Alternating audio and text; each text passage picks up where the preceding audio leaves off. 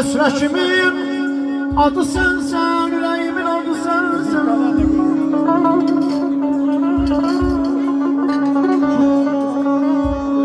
Senden ayrı düşen baktım, hasretinden kalmışım.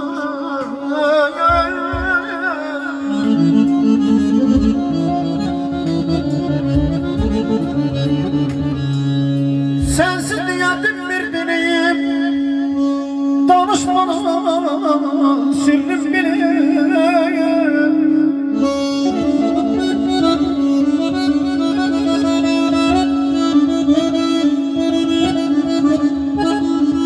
Hey sensiz niyetim bir deneyim, danışmanın sirrim bileyim.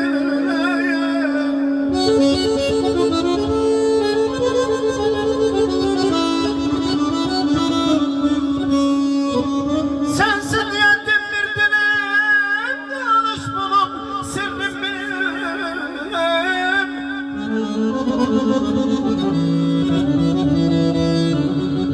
Sen baktımın gülen baktı, sen fedalın gülen baktı. Ezen boğulur olsun.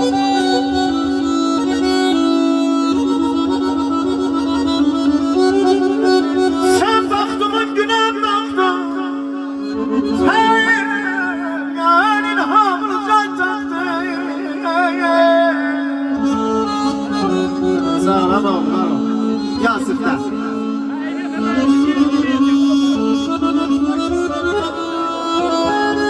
Sağlam hayal.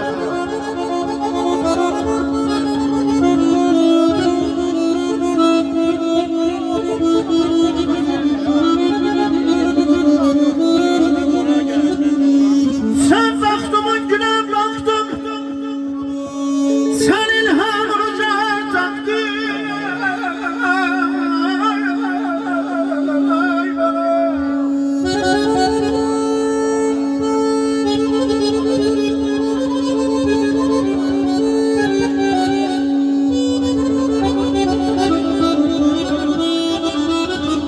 Senden ayrı düşen baktım, hasretinden doğmuşam, özgürüne vurulmuşam.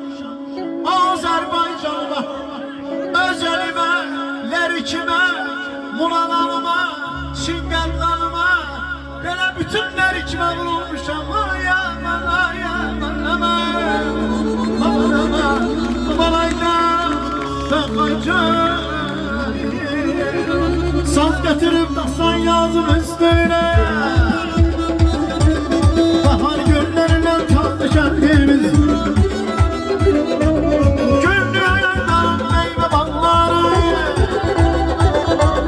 günlü ayaklarım meyve bağları. Neden şehrine